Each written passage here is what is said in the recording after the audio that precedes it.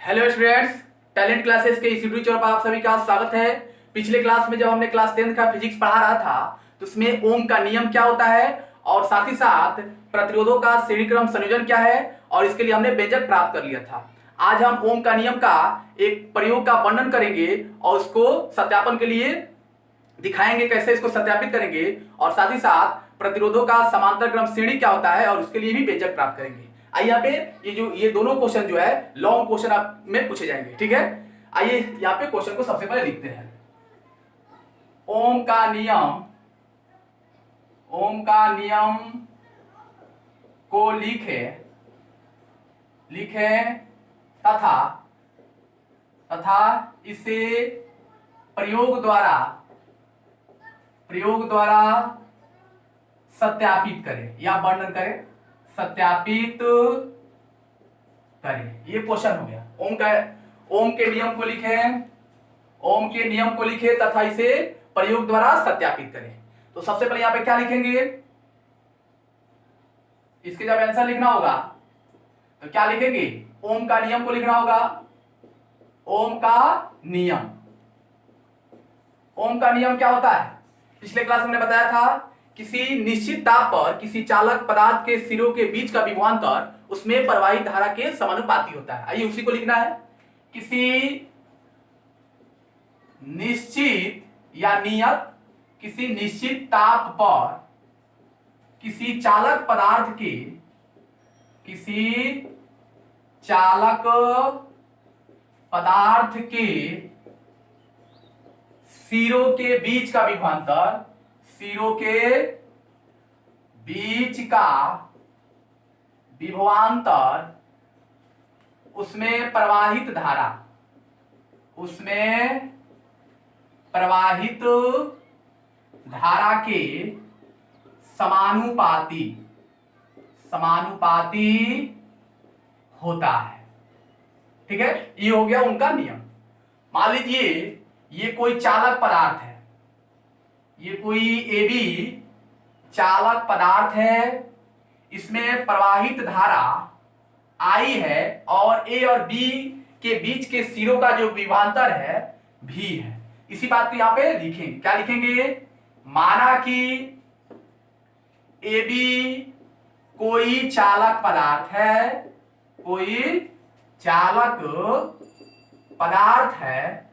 ठीक है, माना कि AB कोई चालक पदार्थ है एवं प्रवाहित धारा एवं या यदि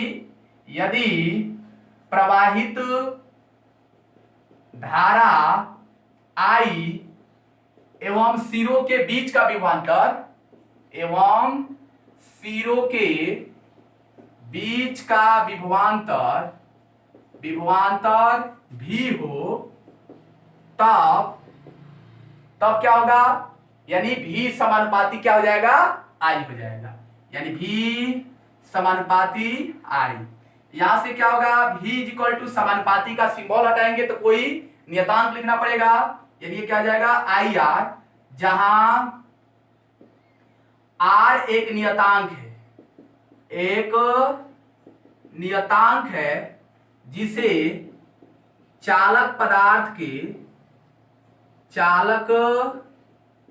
पदार्थ का प्रतिरोध कहते हैं, प्रतिरोध कहते हैं। ठीक है, यानी ये हमने क्या बता दिया, ओम के नियम को लिखा दिया। ठीक है, अब इसका सत्यापन करेंगे। अब यहां से हम क्या करते हैं, इसको मिटा रहे हैं। अगर इसको नोट करना चाहते हैं वीडियो को पॉज करके इसको आप नोट कर सकते हैं।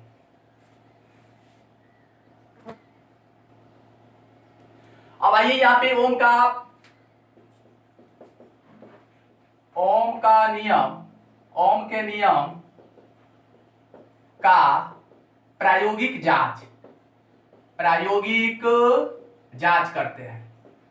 ठीक है, ये हो गया ओम के प्रायोगिक नियम का, ओम के नियम का प्रायोगिक जांच करेंगे। ठीक है, तो इसके लिए क्या करेंगे कि एक डायग्राम बनाना होगा। ठीक है, डायग्राम यहां पे बना देते हैं। तो ये आपका क्या हो गया, बैटरी हो गया, ये प्लस माइनस, फिर ये प्लस होगा ऐसे ही। ठीक है, ये प्लस माइनस, फिर ये आपका क्या हो गया, बैटरी हो गया, ये हो गया कुंजी और ये हो गया आपका अमीटर। ठीक है, और यहां पे परिवर्तनशील ये क्या हो गया, प्रतिरोध हो गया, और ये हो गया आपका प्रतिरोध। ठीक है, और यहां पे एक बल्ब भी लगा देते हैं, बल्ब आप लगा भी सकते हैं।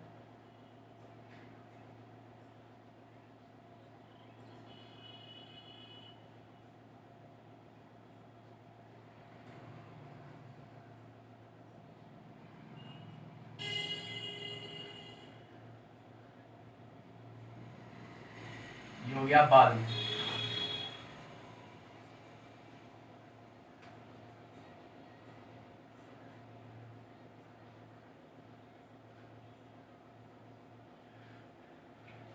ठीक है, ये परिवर्तनशील प्रतिरोध हो गया। ये हो गया आपका बैटरी, ये हो गया कुंजी, ये हो गया आमीटर, और यहाँ पे समांतर क्रम में वोल्ट मीटर को जोड़ेंगे, ये हो गया वोल्ट।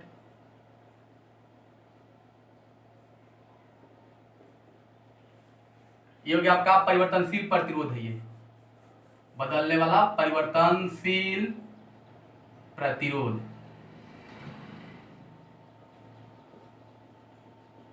परिवर्तनशील प्रतिरोध है। ठीक है, यानी डायग्राम में जो कुछ भी यहां पे रखे हैं इसको क्या करते हैं, ये बल्ब है,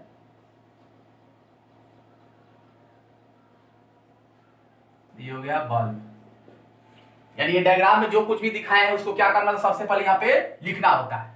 तो ठीक है, तो ये जो है ओम के नियम का प्रायोगिक जांच चल रहा है। तो सबसे पहले हम क्या लिखेंगे कि ओम के नियम का, ओम के नियम का जांच करने के लिए, ओम के नियम का सत्यापन या जांच, सत्यापन करने के लिए क्या क्या लिए हैं, बैटरी, एक बैटरी, एक कुंजी, एक अमीटर, परिवर्तनशील प्रतिरोध,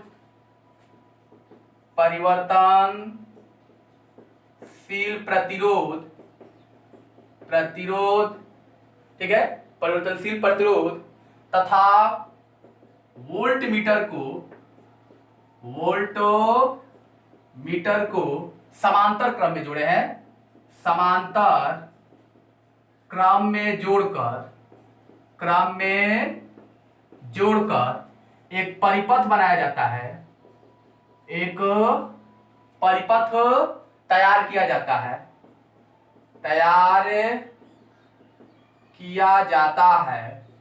ठीक है, ये हो गया आपका परिपथ में क्या लिखा कि ओम के नियम का सत्यापन करने के लिए एक बैटरी, एक कुंजी, एक अमीटर, परिवर्तनशील प्रतिरोध तथा वोल्ट मीटर को समांतर क्रम में जोड़कर एक परिपथ तैयार किया जाता है। ये तो परिपथ तैयार हो गया। अब क्या करेंगे, जब कुंजी के को दबाएंगे, देखेंगे जब कुंजी के को दबाया जाता है, जब कुंजी के को दबाया जाता है तब परिपथ में धारा प्रवाहित होने लगती है, धारा प्रवाहित होने लगती है। तब प्रवाहित धारा का मान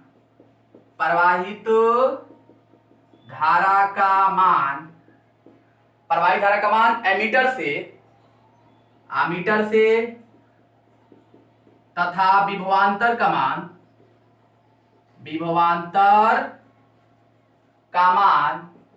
वोल्ट मीटर से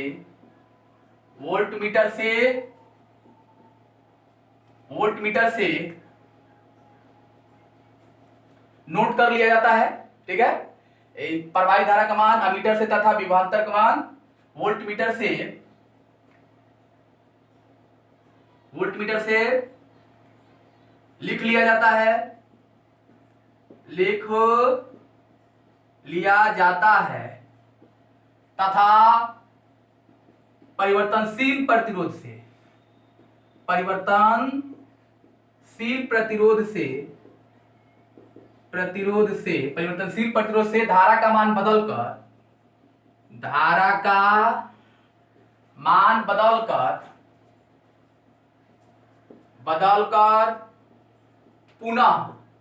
पुनः अमीटर से धारा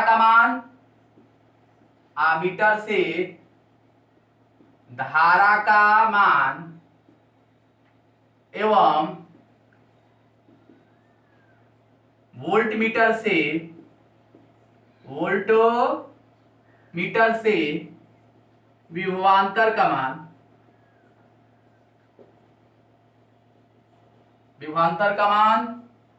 ज्ञात कर लिया जाता है। यह क्रिया, ये जो क्रिया है यानी परिवर्तनशील प्रतिरोध से धारा का मान बदलने का क्रिया, ये जो है 4 से 5 बार किया जाता है। यानी यहां पर ज्ञात कर लिया जाता है यह क्रिया 4 से 5 बार दोहराया जाता है।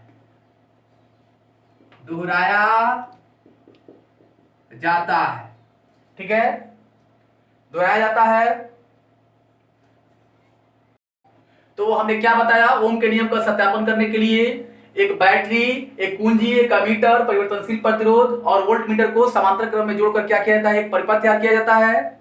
ठीक है, उसके बाद से जब कुंजिकी को दबाया जाता है तो परिपथ में धारा प्रवाहित होने लगती है। तब प्रवाहित धारा का मान अमीटर से तथा विभवांतर का मान वोल्टमीटर से ज्ञात कर लिया जाता है। पुनः परिवर्तनशील प्रतिरोध से धारा का मान बदलकर अमीटर से धारा का मान और विभवांतर का मान वोल्टमीटर से ज्ञात कर लिया जाता है। ये क्रिया जो है 4 से 5 बार दोहराया जाता है। उसके बाद से क्या करेंगे, ग्राफ खींचेंगे। ठीक है, यहाँ पे क्या करेंगे, उसके बाद से जहां तक मैं नोट कराया था वहां से क्या करेंगे, इसको नोट करेंगे, एक ग्राफ खींचेंगे। ठीक है, ये हो गया आपका y एक्सिस, ये हो गया x एक्सिस। ठीक है, यहां पे रखेंगे धारा का मान, ये हो गया धारा। ठीक है, विद्युत धारा लिख सकते हैं यहाँ पे, धारा विद्युत धारा है, ये हो गया विद्युत धारा। और ये हो गया आपका विभवांतर। ठीक है, v, और ये हो गया I। ठीक है, तो इसका जब ग्राफ खींचेंगे तो क्या होगा कि इधर जितना यहाँ पे मान लीजिए विभवांतर ये 2 है, तो विभवांतर हो सकता है 4 आ जाए, यानी सेम अनुपात में बढ़ेगा ये। ठीक है, तो ये इसका ग्राफ इस तरफ से आएगा ये। ठीक है, ये ऐसे इसका ग्राफ आएगा। और यहां से जब इसको आप मिलाइएगा तो बिल्कुल एक सीधी रेखा प्राप्त होगा ये। ठीक है, ये बिल्कुल एक सीधी रेखा प्राप्त होगा। तो क्या लिखेंगे कि एक्स एक्सिस पे धारा का मान, एक्स अक्ष पर धारा का मान तथा y अक्ष पर विभवांतर का मान रख कर एक ग्राफ खींचा जाता है।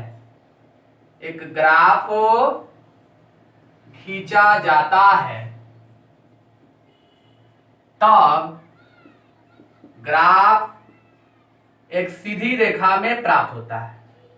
एक सीधी रेखा में प्राप्त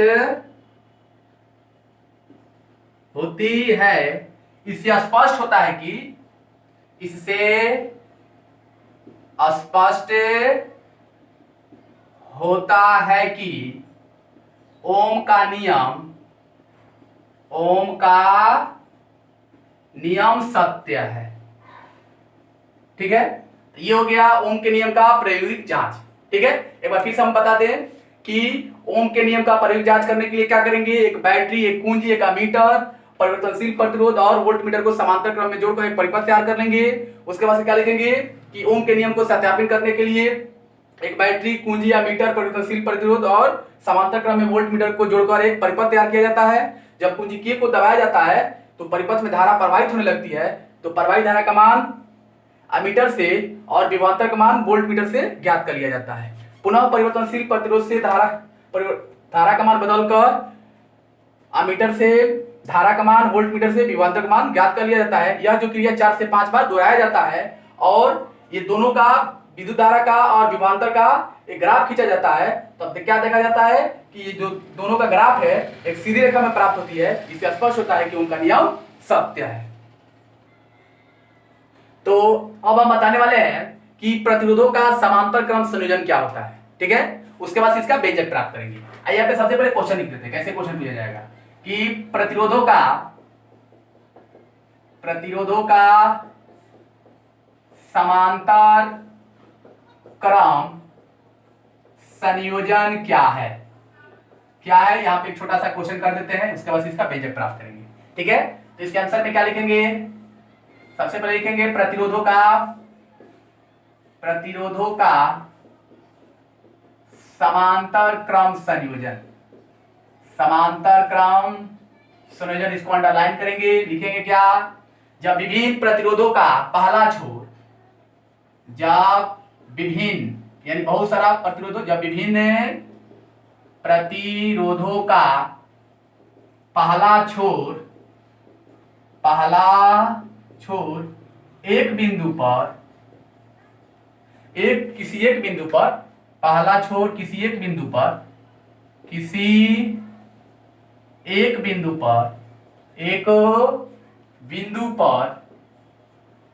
पर तथा दूसरा छोर किसी दूसरे बिंदु पर तथा दूसरा सभी छोर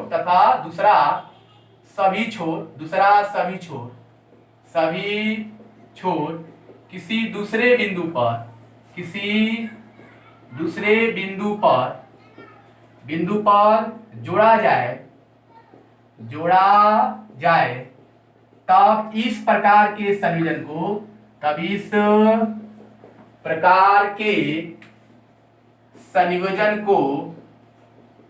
संयोजन को समांतर क्रम या पार्श्व क्रम इसी को बोलते हैं। समांतर क्रम या पार्श्व क्रम संयोजन कहते हैं।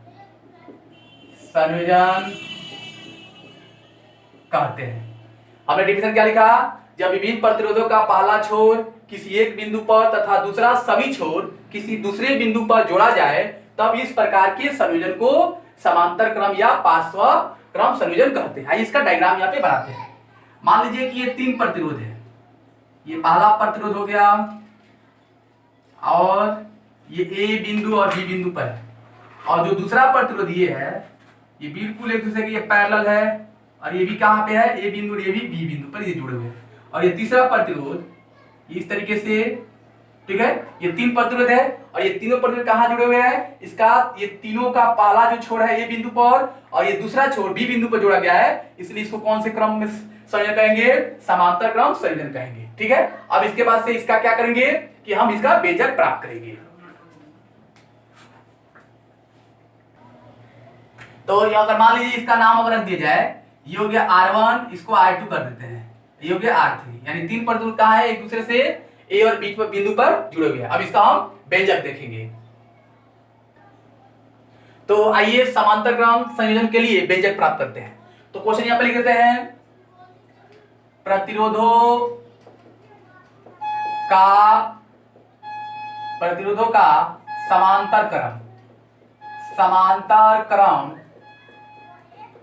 संयोजन क्या है एवं इसके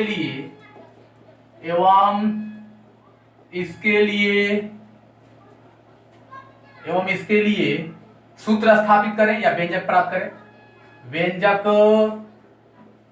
प्राप्त करें। ठीक है, तो ये तो डिफिनेशन अभी हमने लिखा था, डायरेक्ट इसका व्यंजक प्राप्त करेंगे। इसका डायग्राम ड्रॉ करते हैं। तो इसमें क्या करेंगे कि एक सेल ले लेते हैं, ठीक है, और ये हो गया कुंजी, यहाँ पे आमीटर रख देते हैं और यहां से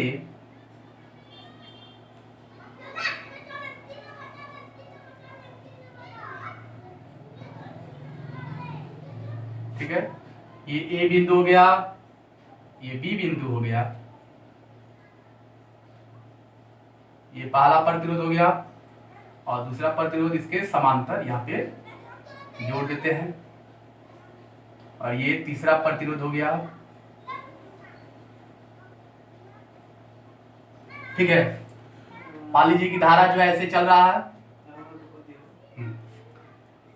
और ये जो प्रतिरोध R1 है ये आपका R2 है और ये R3 है, और इसमें प्रवाहित होने वाली धारा I1 I2 कर देते हैं।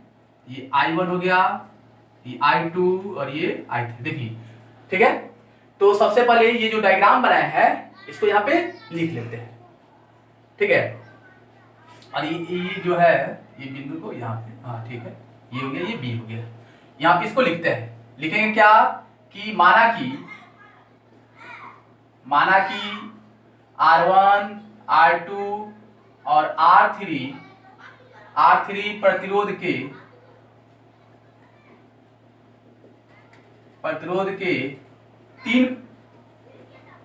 तीन प्रतिरोध R1 R2 R3 प्रतिरोध के तीन प्रतिरोध एक दूसरे से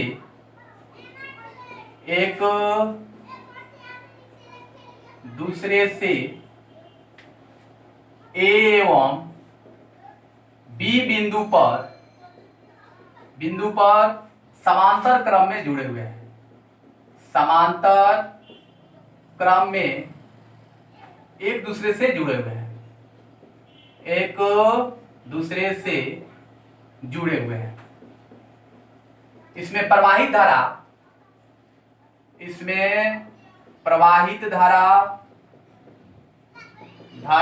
I1 I2 और I3 है।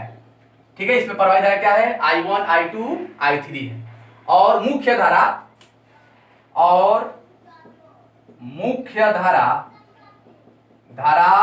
I है, जहां जो मुख्य धारा जो I है ये किसके बराबर है? ये तीनों I1 I2 और I3 के बराबर है। यानी जो I जो है ये जो मुख्य धारा है, यानी ये मेन धारा हो गया, यहीं से क्या डिस्ट्रीब्यूट होकर जा रहा है I1 प्लस I2 और प्लस I3 है। ठीक है, ये हो गया लिखने के लिए। हमने क्या लिखा कि माना कि R1 R2 और R3 प्रतिरोध के तीन चालक है। यहाँ पे तीन चालक कर देते हैं। तीन चालक है जो एक दूसरे से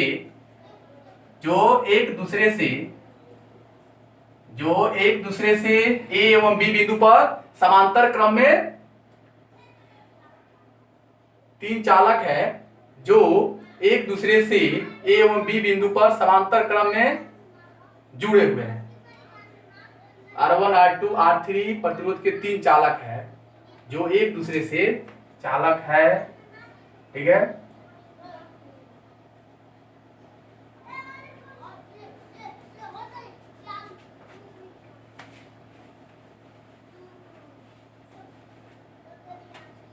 जो एक दूसरे से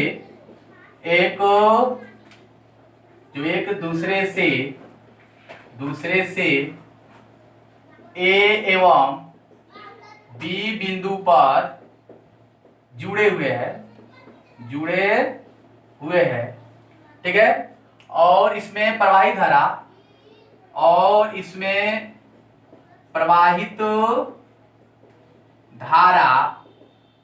I1 I2 और I3 है तथा मुख्य धारा I है। मुख्य धारा I है, जहां जो मुख्य धारा I है किसके बराबर है? I1 plus I2 plus I3 के बराबर है। ठीक है, पीछे जो लिखा थोड़ा सा गड़बड़ हो गया था, इसको हमने ठीक कर दिया। माना कि R1 R2 और R3 प्रतिरोध के तीन चालक हैं जो एक दूसरे से A एवं B बिंदु पर जुड़े हुए हैं, और इसमें प्रवाही धारा I1 I2 और I3 है तथा मुख्य धारा I है, जहां I बराबर I1 I2 I3 है। ठीक है, तो इसको अपने लैंग्वेज में लिख सकते हैं, अपने शब्दों में। अब क्या करते हैं कि A और B के बीच का जो इसमें जो धारा प्रवाहित हो रहा है I1 I2 और I3 का मान निकालेंगे। ठीक है, तो हमने ओम के नियम में क्या बताया है कि V बराबर क्या होता है, V बराबर जो होता है, यानी V बराबर होता है IR, V बराबर IR, यानी यहां से अगर I निकालते हैं तो क्या होगा, V बाई R हो जाएगा, यानी V क्या होता है, विभवांतर होता है। ठीक है, तो R1 के लिए I1 निकालेंगे, R2 के लिए I2 निकालेंगे, R3 के लिए ये I3 निकालेंगे। ठीक है, तो यहां से इसका वैल्यू सब निकाला जाए तो क्या लिखेंगे कि यहां से स्टार्ट करते हैं, लिखेंगे क्या कि R1 के लिए I1 बराबर, ठीक है, लिखेंगे चित्र से R1 के लिए, चालक R1 के लिए, चालक R1 के लिए I1 बराबर क्या होगा, यानी धारा बराबर क्या हो जाएगा, यानी धारा बराबर क्या होता है, I बराबर V बाई R होता है, यानी विभवांतर बता प्रतिरोध, यानी I1 निकालेंगे तो क्या होगा VA, यानी इसका प्रतिरोध क्या निकालेंगे, विभवांतर निकालेंगे VA minus VB by R1, ये हो जाएगा आपका इक्वेशन फर्स्ट। इसी प्रकार I2 निकालेंगे, ये क्या होगा VA minus VB by R2, ये इक्वेशन सेकेंड हो जाएगा। यहां से इधर देखिए, अब I3 निकालेंगे तब क्या होगा VA minus VB by R3, ये इक्वेशन थर्ड हो गया। अब तीनों इक्वेशन को जोड़ते हैं, समीकरण 1, 2 और 3 को जोड़ने पर समीकरण 1 + 2 + 3 से, ठीक है, तीनों को जोड़ेंगे तो इधर क्या है, लेफ्ट साइड में जोड़ेंगे I1 plus I2 plus I3, और राइट साइड में क्या होगा VA minus VB by R1 plus VA minus VB by R2 plus VA minus VB by R3, और यहां से क्या होगा कि I1 plus I2 plus I3 बराबर, इसमें से कॉमन हो जाएगा VA माइनस VB, ये कॉमन हो जाएगा, यानी VA माइनस VB कॉमन ले लेंगे तो 1 by R1 plus 1 by R2 plus 1 by R3, ठीक है, और ये I1 I2 प्लस I3 किसके बराबर है, मुख्य धारा I के बराबर, हमने लिख दिया यहाँ पे I1 plus I2 plus I3 किसके बराबर है, I के बराबर है, यानी इसके लिए क्या लिखेंगे, सिर्फ I लिखेंगे, यानी VA minus VB into 1 by R1 plus 1 by R2 plus 1 by R3, ठीक है, ये इक्वेशन हो गया 4 नंबर। ठीक है, अगर मान लीजिए कि A एवं B के बीच का समतुल्य प्रतिरोध R हो, तब यदि A एवं B के बीच का समतुल्य प्रतिरोध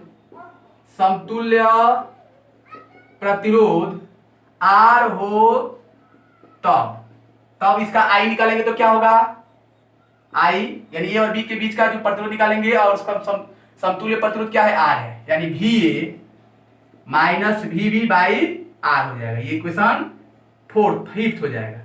पांचवा इक्वेशन हो गया। 4 और 5 को देखिए, लिखेंगे समीकरण 4 और 5 से, ठीक है, तो इसमें क्या होगा कि 4 और 5 में दोनों का लेफ्ट साइड इक्वल है तो राइट साइड को इक्वल कर देंगे, यानी VA minus VB into 1 by R1 plus 1 by R2 plus 1 by R3 is equal to VA minus VB by R, ठीक है, यहां से ये कैंसिल हो जाएगा, और फाइनली यहां पे क्या बच जाएगा कि 1 by R1 plus 1 by R2 plus 1 by R3 is equal to 1 by R, इसी को ये आपका हो गया इसके लिए व्यंजक, ठीक है, तो ये हमने 3 प्रतिरोधों के लिए निकाला है, 1 by R equal to 1 by R1 plus 1 by R2 plus 1 by R3, और सब मतलब कि अगर 3 से अधिक होगा तो क्या होगा, वैसे ही कंटिन्यू बढ़ता चला जाएगा, मान लीजिए 5 प्रतिरोध होगा तो 1 by R equal to 1 by R1 plus 1 by R2 plus 1 by R3 और 1 बाई R4, ऐसे ही क्या होगा, ये कंटिन्यू आगे बढ़ेगा, ठीक है। तो आज के लिए हमने 2 व्यंजक प्राप्त, ये जो है समांतर क्रम का व्यंजक हो गया और ओम के नियम का प्रयोग जांच किया, ठीक है। तो आज का वीडियो में इतना ही रहने देते हैं, फिर मिलते हैं अगले वीडियो में, तब तक के लिए नमस्ते।